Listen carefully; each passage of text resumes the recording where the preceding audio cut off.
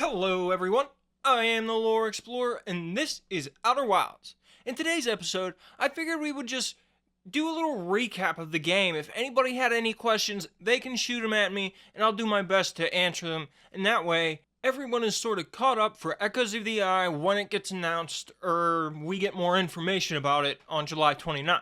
So let's just hop right into it. Ruben asks, how long does a Nomai live? And really, that's not answered in the game, but my headcanon is probably about as long as a human lifespan, maybe 80 years, 100 years. And when I asked the lead developer about this, they just said that, Nomai live longer than the Hearthians do, but that's not saying much because Hearthians don't have the most regard for their lives. So it's kind of open. So sorry there's not a distinct answer, but that's what we got. Frog has a couple of good questions. First, did the Nomai have a language, or did they just use text to communicate? And Frog, absolutely, the Nomai did have a language. You can see logs they've left saying, hey, if you go any further, any deeper, I'm not going to be able to hear your voice any longer. So they straight up just tell you, we have voices, they verbally communicate, and when we meet Solanum, there are images that kind of depict Nomai verbally speaking, so you can get another hint there. And the second question is, how did the Nomai deal with the sand in the hanging city? I guess I probably wrote that wrong. You meant I meant the sunless city, and the way they dealt with sand there is just the giant doors. I had the same question. Originally when the Nomai there wasn't a giant crack in the ceiling, and the doors were there to keep the sand that would fill up the caves and spill into the city out. So the Nomai were pretty safe from the sand. But thank you for the questions, Frog. So, fourth, I'm sorry I didn't write down a name, but here's the question. Is there hidden lore about the Hearthians? I feel like I missed something during my playthrough. I mean, there's not that much lore that we find out in the game about the Hearthians. The weird thing about the game is almost all of it is just depicting the space travel aspect of it. I mean, there's so much. It's an abstraction of the city. There's more in the crater. There's a cannery. There's a space works port. I mean, they make stuff. There's a lot going on there that we just don't see. So I'm sure there's a lot of lore that we're just not privy to and that the developers know. And maybe we'll get some of that later. But there is a little bit of lore, like the species we evolved from. Initially, the Nomai found them, and we do also know a little bit of the history about the earlier Outer Wild ventures, but there's not much comprehensive story told about the Hearthians, which is kind of a shame. So Jamie wants to know, what exactly is so special about 22 minutes? And my understanding of this is there really isn't anything special in particular about 22 minutes, except for the fact that the farthest orbit from our sun that could be maintained in our solar system in the gravity well of the sun would be approximately 22 minutes away if you're traveling at the speeds that the gravity cannon shoots you. So they just knew how far they had to go and how long that would take, and that was 22 minutes. So Rubik's asks, how does going through a white hole warp pad work? And it's actually kind of interesting. So when you go through a black hole warp pad, you power the white hole warp pad. The white hole warp pad isn't really active until then. You could stand on a white hole warp pad the entire loop and it's never going to teleport you to the black hole warp pad. But once you've already teleported to the white hole warp pad, it's active. It doesn't have to align, which is the trigger for the black hole warp pad. So you can go back on it at any time. And interestingly, a white hole doesn't pop up. You don't go through a white hole. A black hole pops up. So somehow both pads are able to access both white holes and black holes. And I don't really know how. So there you go. And Pluspins wonders, how can you see through the ship's windscreen if the outer side is gold? Which I'm hoping is more of a question, or a joke question, but I'm just going to roll with it and answer it anyway. Light is weird, people are weird, and things are weird. Have you ever seen sunglasses that have that gold tint, or just like really dark black sunglasses? It does, make things darker, or, have a little yellow tint. But you can see through that stuff. I don't particularly know how, but that's just how it works. Real life astronauts have these. They have visors over their, glass encasement on their spacesuit to protect from the sun. But it doesn't always have. They can flop it up if they're in the shade. I'm pretty sure anyway. But yeah, that's just how it works. King Doge has a few questions. They are curious as to what exactly at the Eye's planet is the eye of the universe. And, I mean, to me, at least anyway, the eye is the wormhole. It's the thing in the middle of the sky that actually sucks you through and you go through it. That's what seems to be emitting the sound, and that's what seems to be the eye. Now, the next question is, how did the quantum moon and the shards that we see scattered across the solar system get created? You know, this is never really explained in game, but I'm pretty sure a dev said in a podcast, or if not, it's pretty well accepted throughout the community at least, that the matter that makes up the quantum moon and these shards are from the crater we see below the eye of the universe. And it would make sense to me that if the vortex somehow had enough pull to create this crater, then as soon as the crater left the planet, it would split into its different quantum possibilities, and one of those quantum possibilities would just be the quantum moon, and one would be, you know, the shard on Brittle Hollow or the shard on Ember Twin, and so on and so forth. So essentially, they are a product of something getting broken off the Eye's planet and then splitting into its different possibilities, and that's where they might have ended up, so that's where their possibility is, that's where we can find it. Azide is kind of worried about Dark Bramble and whether or not it's purposefully trying to destroy things. And, you know, personally, I don't think you have much to worry about here. I think it's a plant set out for self-preservation and survival, and it's not, you know, trying to play boogeyman to the universe. It just happens to play that role very well. I think it just picked up a bad hitchhiker along the way, anglerfish, and that adds on to this bad image of it. But I think it's just a plant living its life. Night Chime wonders what the Hearthians did before their attempts at spaceflight. And like I said, they're just a normal civilization. They're just kind of like people. They sewed and talked and ate and fished and, I mean, they did what people do. And, you know, they even tried to fly first. I'm pretty sure in a normal plane. They're just progressing like a normal civilization, that's all. I wish we saw more of that and heard about more of that, but we really don't, unfortunately. Lucas asked, did the Nomai eat? If so, what? Yeah, I'm pretty sure the Nomai ate in the alpha. Yeah, I'm pretty sure the alpha. You found that the Nomai were eating cactus stew on Ash Twin and Ember Twin. So I think they just make do with whatever material they can find, and they eat that.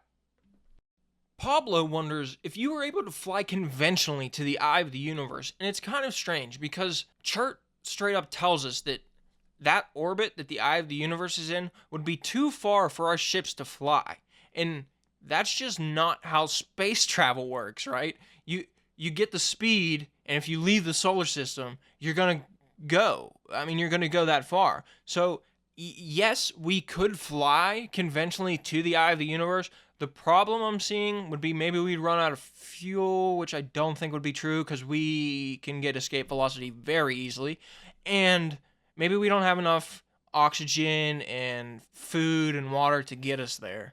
So maybe it's something like that. But, you know, the probe had to fly there in semi-conventional means. So I don't understand why we couldn't.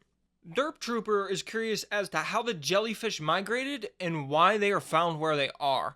And this is a pretty good question. The jellyfish were originally inhabitants of the 5th planet that was destroyed by Dark Bramble, and as Dark Bramble destroyed that planet, it scattered its pieces throughout the solar system. And since Giant's Deep is so large, its gravitational well just naturally kind of picked up some of that debris as it moved along close to it in its orbit. And I'm guessing that the ice that these specimens were frozen in, some of them hit the anti-clockwise tornado and got sent down. And that way, they were submerged in the water and maybe they melted a little quicker. And the ones that are floating maybe take a little longer to melt since they're not submerged under the water. But that's just my guess. That's definitely how they got here, but that's my guess as to why some melted and some didn't.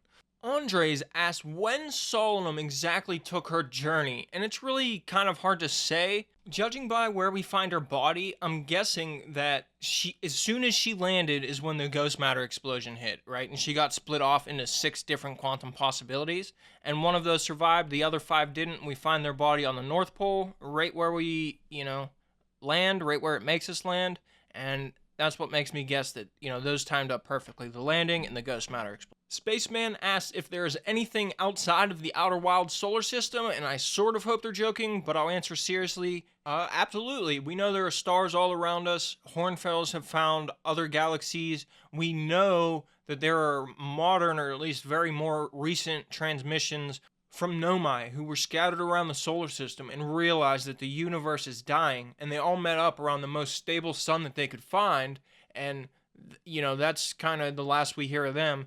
But absolutely there's stuff going on outside of our solar system. Quiet Ghost is wondering how the Nomai dealt with quantum imaging. We use our camera, and it's not really stated, but I'm sure they had ways to depict things. They might have used holograms with their staffs or something like that, but they definitely had their ways. Sorry, I can't give a direct answer.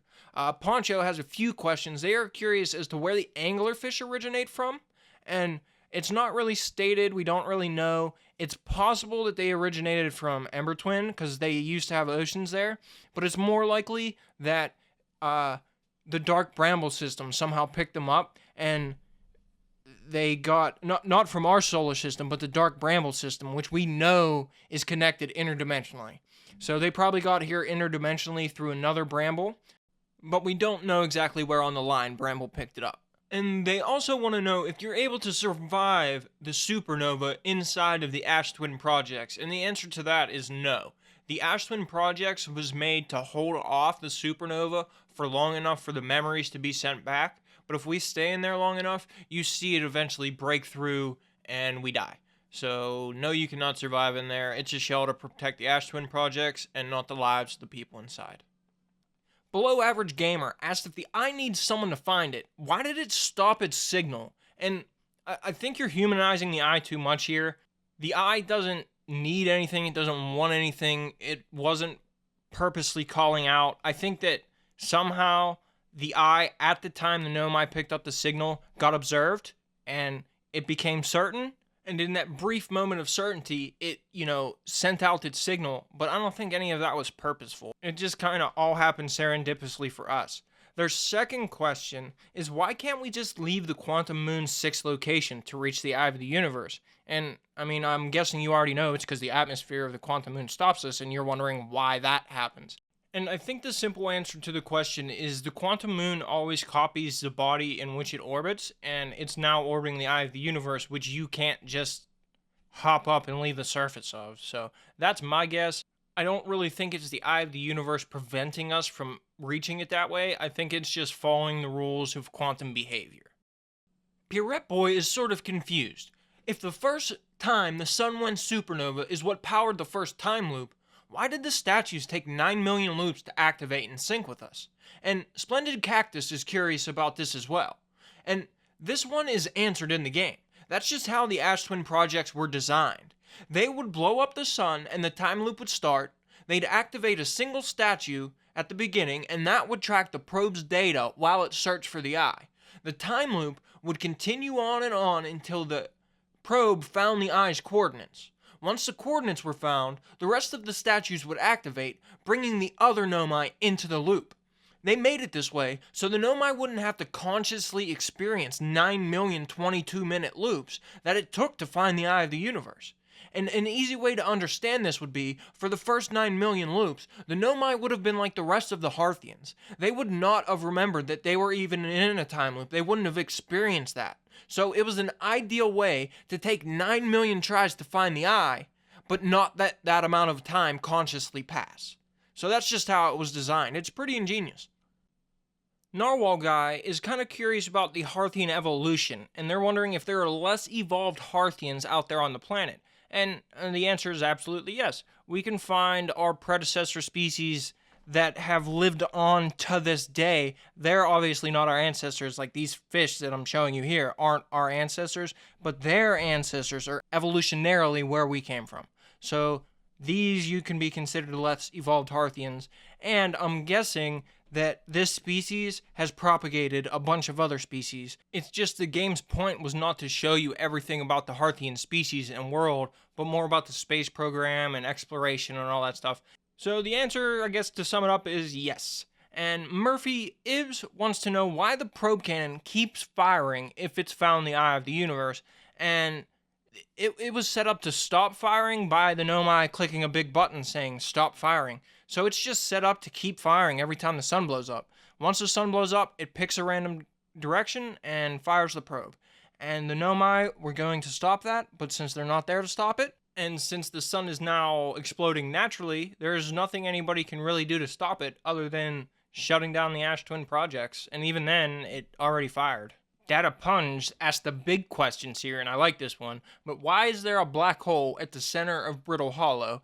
And the answer to this is pretty interesting. The crust of Brittle Hollow actually has inherent gravitational properties, which is how they were able to make the gravity crystals. But if you were to add up all the inherent gravitational properties and the natural gravity of the matter itself, it's enough to warp space-time to create a black hole. Pretty cool. Ipmatic also coming in hot, asking why the Nomai wear those quote-unquote weird helmets. The weird helmets or masks are just their spacesuit helmets. I guess since the Nomai are so advanced, they went out of their way to make them aesthetically pleasing as well as functional. It also serves as their oxygen tank. So, they're functional, they're pretty, and that's why they wear them. But that's all the questions I got about Outer Wilds and the lore. If you liked it or learned something new about Outer Wilds, consider liking the video and subscribing to the channel. YouTube doesn't care about it as much as they used to, but those stats are still pretty important for a channel's growth. And as always, a special thank you to the members here on the channel. You guys are awesome. This is the Lore Explorer, getting ready to start another lore series. So thanks for watching, and I hope to see you in the next video.